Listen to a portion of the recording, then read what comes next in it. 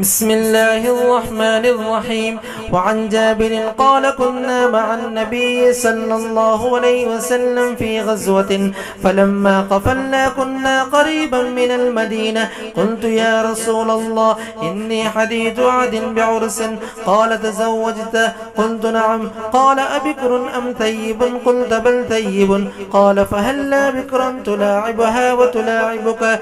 فلما قدمنا ذأبنا لندخل فقال أمهلوا حتى ندخل ليلا أي إشاء لكي تمتشط الشعثة وتستحد المغيبة. متفق عليه.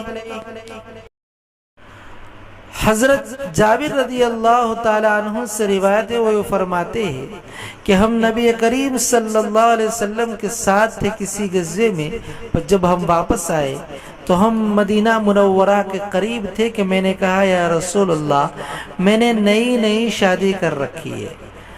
تو نبی کریم صلی اللہ علیہ وسلم نے فرمایا آپ نے شادی کی ہے؟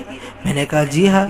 تو رسول اللہ صلی اللہ علیہ وسلم نے فرمایا باقرہ سے یا طیبہ سے، یعنی ایسی عورت سے جس کی شادی نہ ہوئی ہو، یا ایسی عورت جو پہلے کسی سے شادی ہو چکی ہو، اب وہ یا تو مطلقہ ہو یا اس کا شوہر انتقال پا چکا ہو.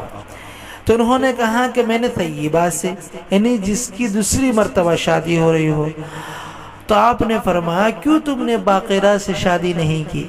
کہ وہ آپ سے کھیلتی اور آپ اس سے کھیلتے.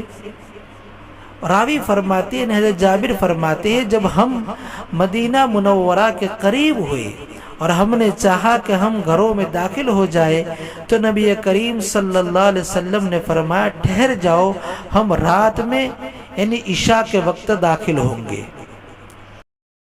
اس وجہ سے تاکہ جن کے بال بکھرے ہوئے ہیں وہ بالوں کو سنوار لے، اور اگر زائد بال اگ آئے ہیں تو ان بالوں کو بھی کاٹ لے.